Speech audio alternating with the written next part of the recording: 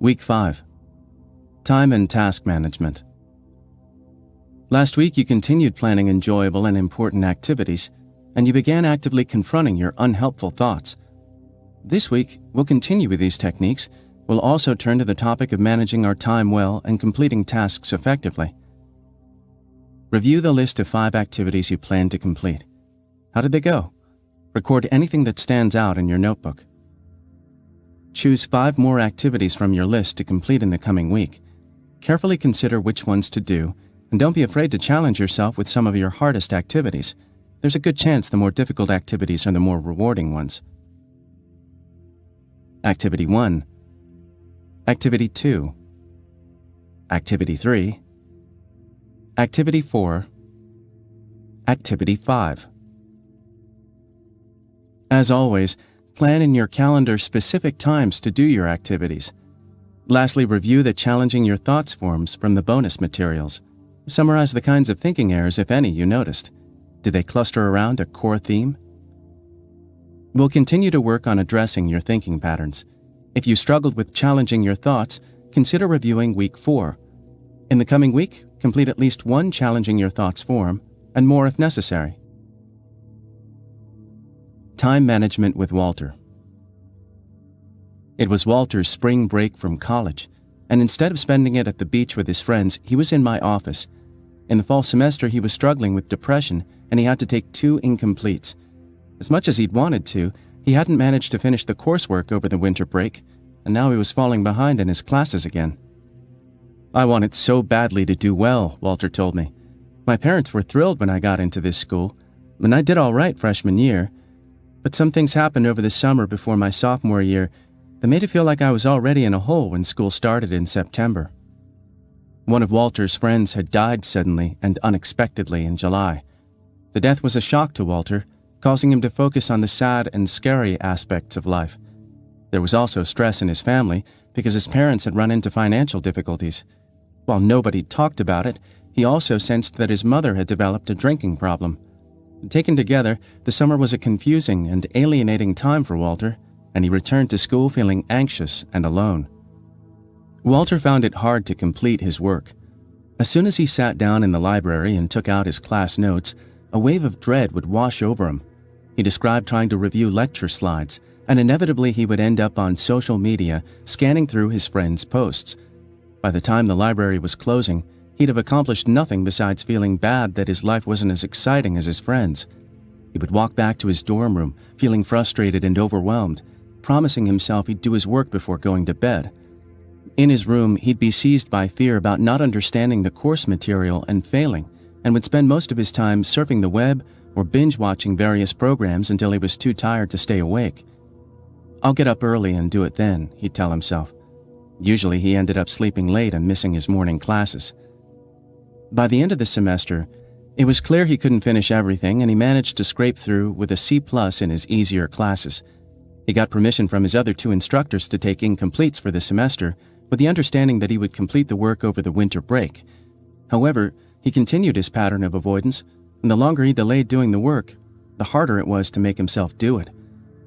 When he returned to campus in the spring, Walter vowed to do things differently, but as the first round of midterm exams approached, he found himself slipping into old patterns of behavior.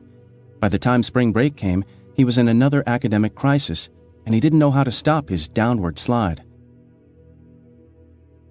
Using CBT to address difficulty sleeping. When we sleep poorly, it's harder to manage our time well and get things done.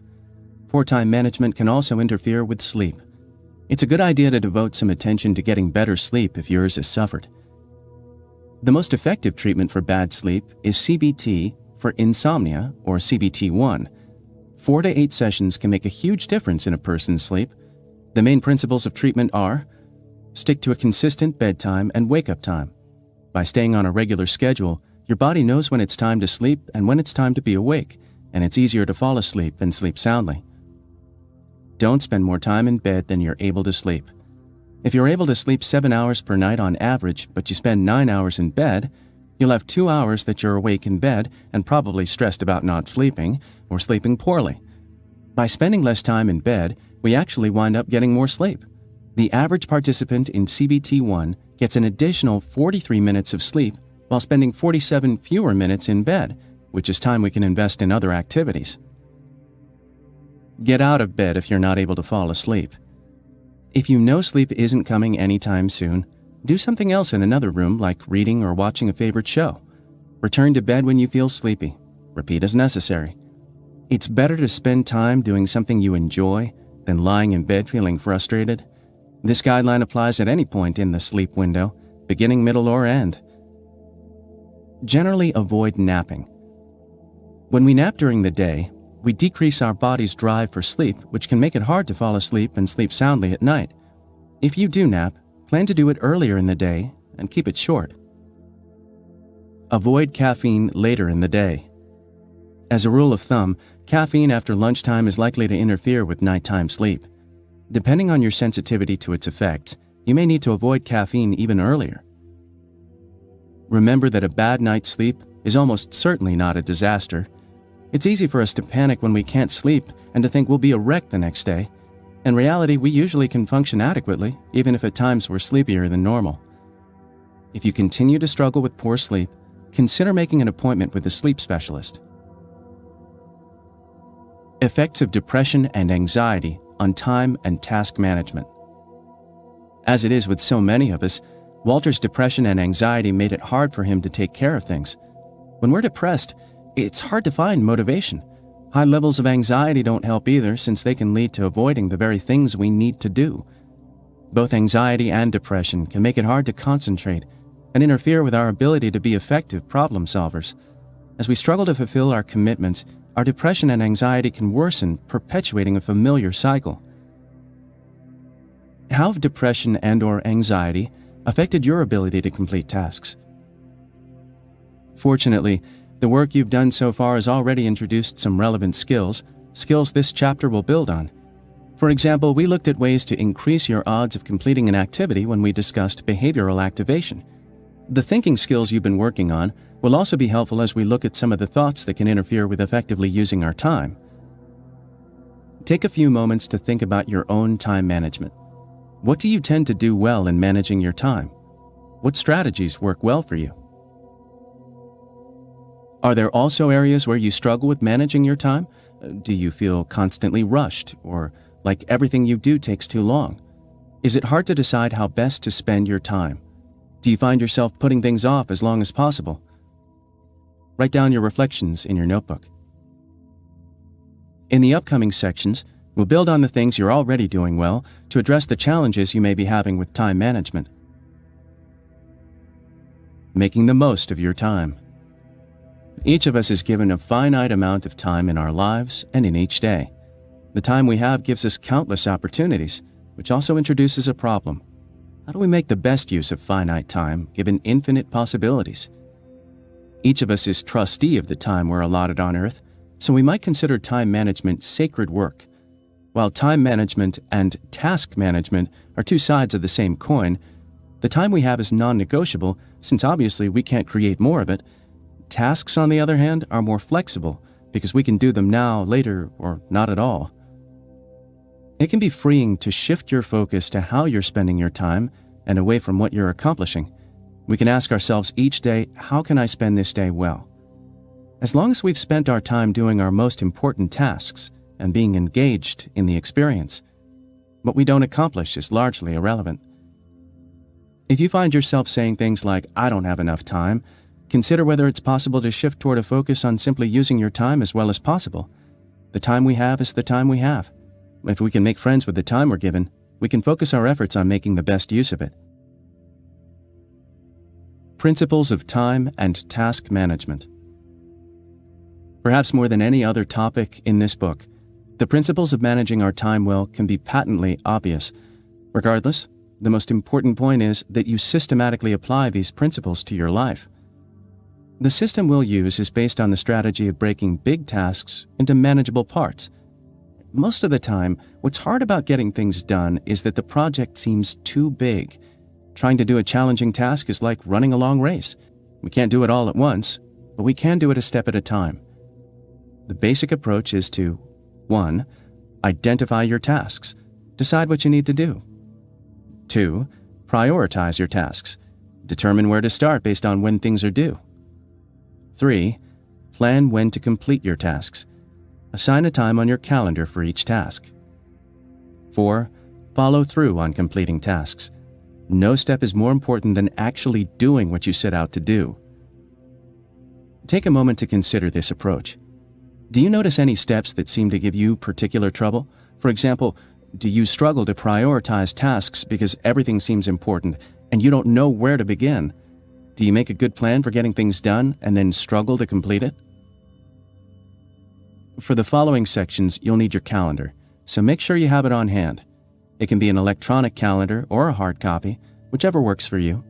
Just make sure it has all your appointments in it, rather than having separate calendars for different parts of your life.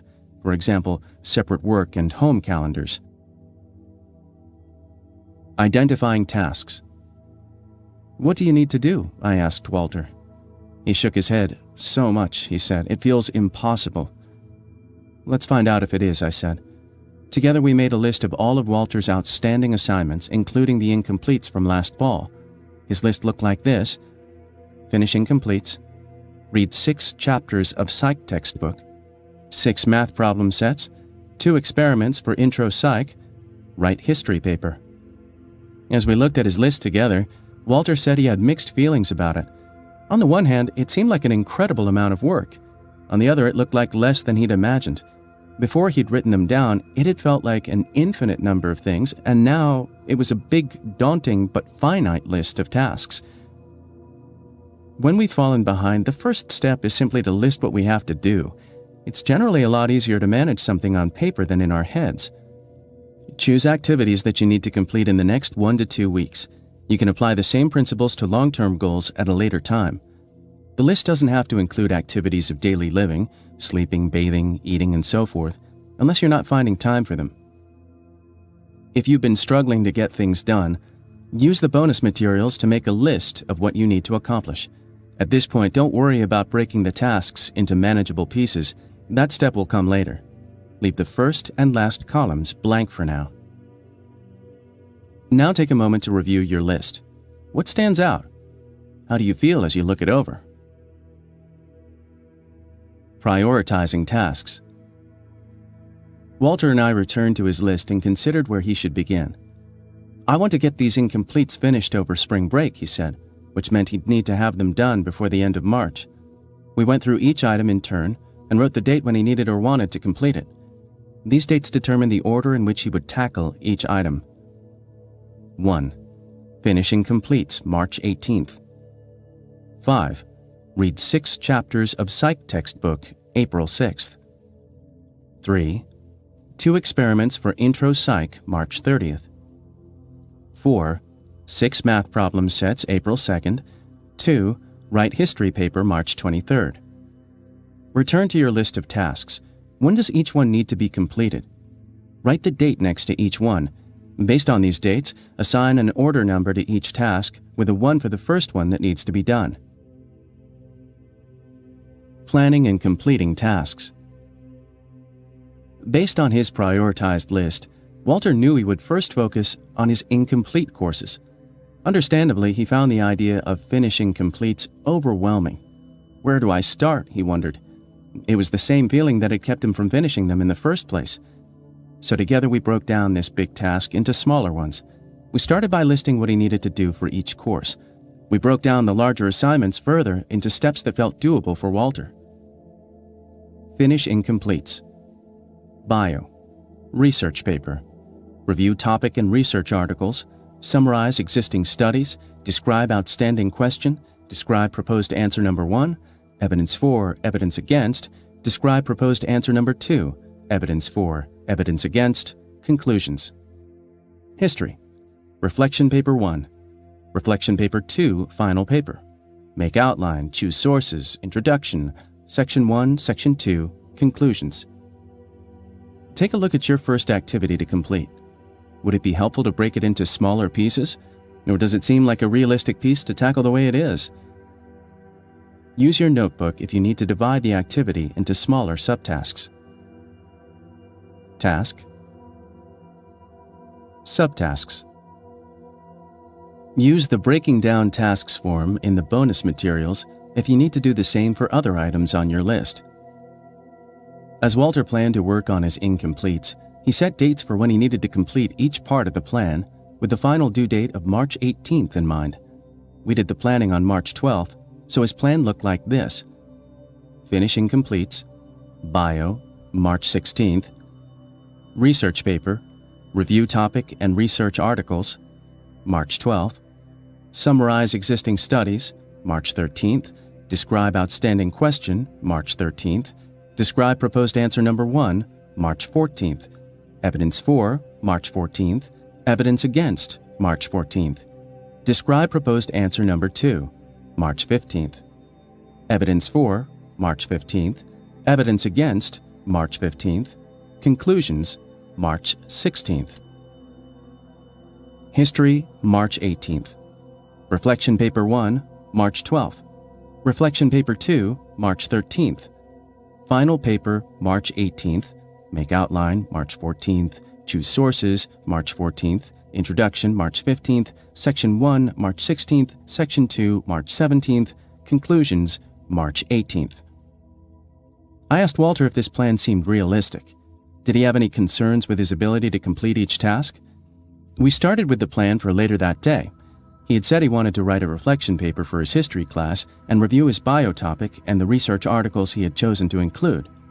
The paper's only 1 to 2 pages and it's on a topic I know well, so I don't think that'll be a problem, and I just need to review the topic I chose for my bio class and look over the research articles again.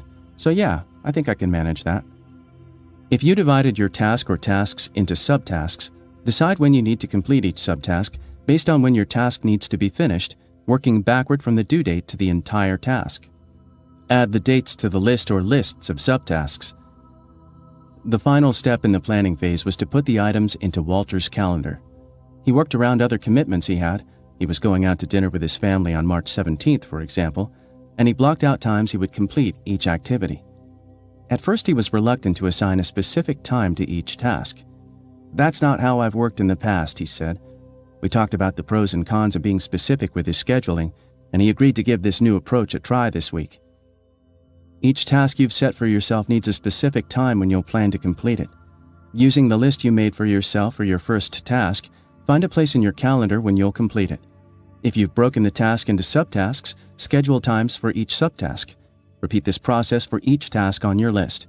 You can move a task to a different time if something changes in your calendar. For example, if a new family commitment arises. Sometimes this approach can feel overly structured, especially if you're used to a more flexible schedule. If you're feeling intimidated by this plan, consider trying it for a few days with a limited number of tasks. Plan to complete some tasks at specifically scheduled times and others in a more flexible time frame, for example, on a given day, and see how things go. This way you'll have a basis for comparing a more versus less structured approach to task management. Take a few moments to reflect on the process so far. How are you feeling about this approach? Write your reflections in your notebook. The final step is to follow the plan you set up for yourself. If you've identified, prioritized, and planned, much of the work is done by now. Over the coming week, keep careful track of when you plan to do things and complete each task at the assigned time if at all possible. If you aren't able to complete something as planned, move it to a new time. Mise en place. If you've ever watched a cooking show, you know the chefs have all their ingredients prepared beforehand, a process called mise en place in French. It means putting things in place before jumping into cooking. When it comes time to cook, the chef simply adds each ingredient at the right time. In the same way, we can practice mise en place with our task management, preparing when and how we'll accomplish our tasks before carrying them out. While it takes time up front, it saves time in the long run as we can work more efficiently and with less stress. Setting yourself up to succeed. The plan for completing tasks is relatively straightforward. Pick, prioritize, plan, and complete. If only it were always that easy. When we're anxious and depressed, many things can get in the way of smoothly following the plan we make for ourselves. Let's build on the general approach and incorporate strategies that set you up to succeed. Create manageable pieces. For each task, Walter asked himself if he felt like he could do it. When we were planning his history paper, he said at one point, "I have no idea how to write this paper." He explained that the idea of writing a paper felt mammoth, like more than he could wrap his arms or his mind around. "Do you know how to write an outline?" I asked him. "Yes, I can do that," he said. "But I never had to in the past. I could just sort of put it together as I went along." We talked briefly about accepting that for now, his old way of working wasn't working for him, and he agreed that he needed to break down the task. At each step, I would ask him, "Do you know how to do it?" Meaning, do you have a clear idea of how to get started? When he didn't, we would work to break the task into even smaller pieces. When we looked at the plan for writing his paper, he said, "I feel a little silly having it all spelled out for me like this. I mean, I've been writing papers for many years now, but it does make it seem easier." When we're having trouble getting started, some tasks can feel like trying to get a frisbee off a roof without a ladder. We stand staring up at the frisbee, willing ourselves to levitate. There's nothing wrong with us for not being able to levitate, we just need a ladder. A ladder turns a 10-foot gap into a series of 1-foot gaps. For any task you plan for yourself, see if it feels like a step you can take relatively easily. If you're struggling to complete a big project at work, for example, have you broken down the task into small enough steps that you have a clear idea of how to do each one? Or if you're behind on taking care of things at home, do you know where to begin? Take a few moments now to think about a project you've been struggling to complete. Write it down in your notebook. Do you need to break it into smaller steps? If so, what would the steps look like? Write them down in your notebook. Step 1. Step 2. Step 3. Step 4. Step 5. Step 6. Review the steps you identified. Does each one feel manageable? If necessary, break each step into smaller steps. I'll try. The word try can mean very different things, as I learned from Dr. Robert DeRubes, one of my therapy supervisors in graduate school. The true meaning of the word, according to Merriam-Webster, involves effort and action. For example, people try to climb Mount Everest. Sometimes we say, "I'll try," when we mean something closer to "I want" or "I hope," as in, "I'll try to go to the gym tomorrow." If you find yourself saying you'll try, notice if you mean it in the active sense or the wanting sense. The more active you make your trying, the more you set yourself up to succeed. Be realistic about timing. One of the most important steps in planning for success is to give yourself enough time to complete your tasks. It's easy to be overly optimistic about what we can accomplish in a given amount of time, and if we don't finish or have to rush and don't do our best work, we're not going to feel good about the outcome. As you plan your tasks, think carefully about how long each one is likely to take you. Beware not to plan for how long something should take, and instead plan for how long it's likely to take. For example, I might say to myself, I should be able to do a grocery shop in 45 minutes. But if I think about the times I've been to the store recently, it's always taken at least an hour and 15 minutes because I don't factor in time for standing in line and putting away the groceries at home. It's demoralizing to feel like we're always taking too long to do something. If you notice you underestimated how long things would take you, use this information the next time you schedule the task. Set alarms and reminders. For any task you plan, make sure you have a nearly foolproof reminder for when to do it. "I'll just have to make sure I remember" is a recipe for forgetting. It's hard enough to remember when we're feeling well, and even more so when we're anxious and depressed. Different methods can work. One reliable way is to put appointments into an electronic calendar on your phone and turn on the notification function so the phone will sound an alarm to remind you. Keep your phone nearby with the audio turned on so you don't miss the reminder. Also be sure to do the task immediately when the alarm goes off. If for some reason you can't, be sure to set another reminder. If you catch yourself saying things like, "I'll just finish what I'm doing here and then get to it," stop and set another reminder. Otherwise, it's a lot like not setting an alarm at all, since it's too easy to get absorbed in something else and forget to do what you'd planned. Build in accountability. "I also need to contact my academic dean," Walter told me. She told me to keep her updated this semester, and I've been avoiding her since I fell behind." He paused. "I've also been avoiding my professors and my advisor. I know it's better to let them know where things stand, but it's also an unpleasant reminder that I'm not on top of things." We made a plan for Walter to contact each of his professors that evening by email. He was nervous, and we worked together to write an outline of what he needed to say. He felt like his biggest challenge was to contact his dean, whom he was somewhat afraid of. He didn't trust himself to follow through on emailing her, so he composed and sent the email in my office. We discussed the importance of accountability in week 2 when we addressed behavioral activation. The same principles apply here. If we know someone else knows our plans, we're more likely to complete them. When we're struggling to take care of our responsibilities, we often avoid contact with the people we feel we're letting down. Professors, bosses, customers, spouses. We might tell ourselves they don't need to know what's going on until we've been able to catch up, or that because we've been out of touch for so long, it's going to be incredibly uncomfortable to talk with them now. In the vast majority of cases, more is lost than gained by avoiding contact with people to whom we're accountable. Are there people in your own life that you need to get in touch with whom you've been avoiding? If so, write down who those people are in your notebook. If it's time to get in touch with these people, circle the ones you'll contact this week and write in your calendar when you'll contact them. Decide to start. Many times we prevent ourselves from starting a project because we don't know exactly how we're going to do it. For example, I've often delayed writing emails because I didn't know what I was going to say. However, once we decide to start a project, we give ourselves the opportunity to figure it out. If we wait till we know how to do the task, we may never get started because figuring out how to do it is a big part of the task. We might delay starting tasks both big and small because we don't know exactly what we're going to do. Are there tasks in your own life that you've delayed starting because you don't know how to complete them? If so, write them down in your notebook. Circle any tasks that you want to start this week and add them to your schedule. Reward yourself. We're more likely to do things when they lead to reward. Although completing activities can be rewarding in and of itself, we can help ourselves even more by finding small rewards for meeting a goal. A political junkie, Walter's reward to himself was pausing to read 2 news articles after working for 45 minutes.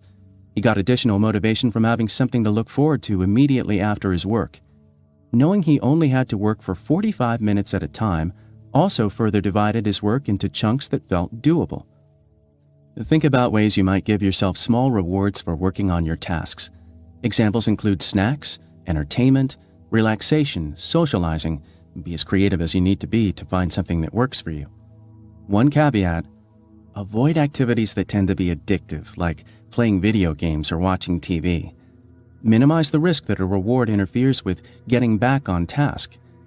Also, remove the reward from immediate availability once you're back to work. For example, close your web browser or return the cookies to the cabinet.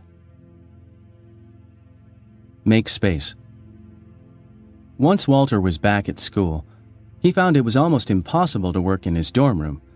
His roommate was a frequent distraction, as were the other students who often stopped by.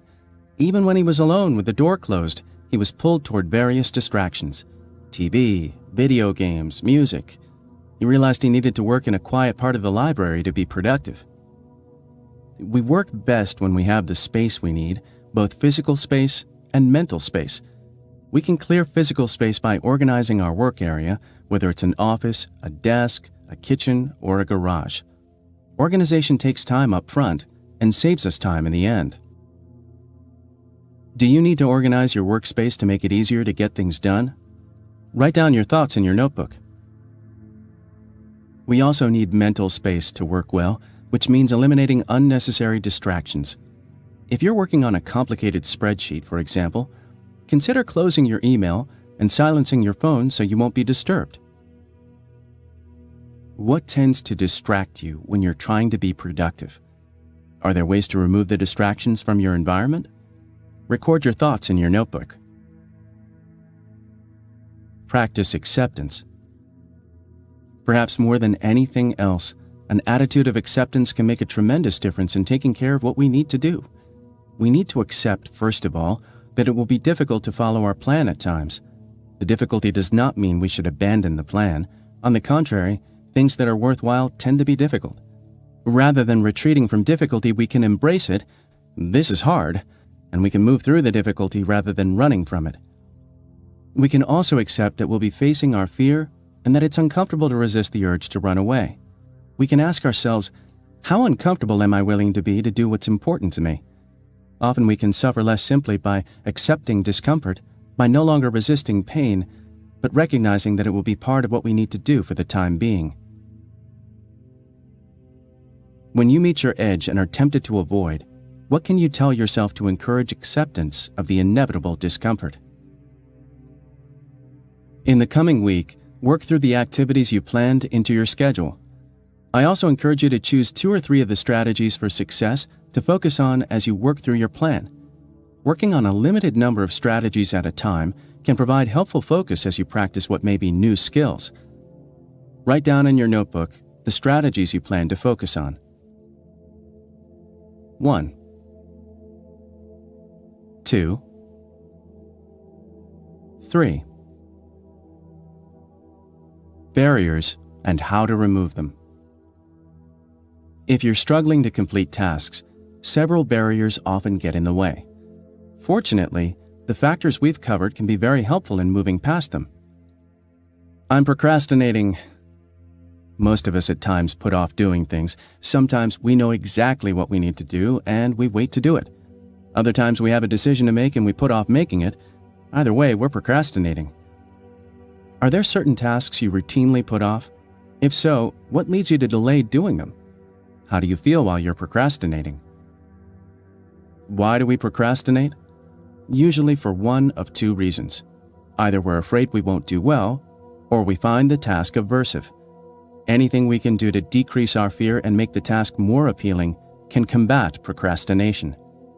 Besides practicing several of the factors we just looked at, practicing acceptance of the fact that we're afraid, increasing our accountability, rewarding ourselves, or breaking a task into more manageable pieces, we can also address thoughts that encourage procrastination using the tools from weeks 3 and 4. For example, we might tell ourselves that delaying is helpful in some way, or that we just want to relax, even though most of us don't get a lot of enjoyment out of the time we spend avoiding. Walter recognized a theme in his thinking when he was avoiding doing something he knew he had to do. He would say to himself, "It's too hard to do it now. It'll be easier to do it later." And yet he found that it rarely got easier to do. He finally would complete the task out of desperation as the deadline was upon him. He crafted a more reality-based thought that read, "I'm probably never going to feel like doing this task, and so I may as well take care of it now rather than continue to dread it." Are you aware of anything you tell yourself about procrastinating that may not be accurate? If so, what could you tell yourself that would be helpful? Attention deficit hyperactivity disorder. Problems with attention, task completion, punctuality, and procrastination are also prominent in attention deficit hyperactivity disorder, or ADHD, according to the DSM-5. While many of the same techniques presented in this chapter are used in treating ADHD, see for example Ari Tuckman's Integrative Treatment for Adult ADHD, they are not intended to be standalone treatments for this condition. If you have ADHD as well as depression and anxiety, consider talking with a mental health professional about the best treatment approach for you. I'm overwhelmed. When we fall in behind, we often feel like there's more to do than we can manage. If we have in mind everything that's not done, naturally it's going to feel like too much. Practice treating your current task as if it's the only thing you have to do, because while you're doing it, it is the only thing you have to do. You might even practice telling yourself, "This is the only thing I have to do right now." Making sure each task is manageable and knowing you've assigned each task a specific time can also help with feeling overwhelmed. Removing unnecessary distractions from your surroundings likewise can provide more mental space to work in. Finally, we can ask ourselves the important question, does it all have to get done? When you find yourself saying or feeling, "I have to do this," you can ask yourself, "Do I really? What would happen if I didn't?" Sometimes the answer will be, "Yes, in fact, I do really need to do this." Other times we might decide that as much as we'd like to complete something, it's not worth the cost to our well-being. Punctuality. Are you often late when you need to be somewhere? Punctuality is a task that involves getting yourself somewhere by a deadline, and the principles of time and task management covered in this chapter apply equally well. If you want to improve your punctuality, try using alarms and reminders, being realistic about timing, using accountability, and rewarding yourself for being on time. I have no motivation. Motivation tends to be low either because the task is unappealing or we lack the drive to complete it. It's like our foot is stuck on the brake and our accelerator isn't working. We can take our foot off the brake by making the task less unpleasant, by doing things like breaking it down into manageable pieces.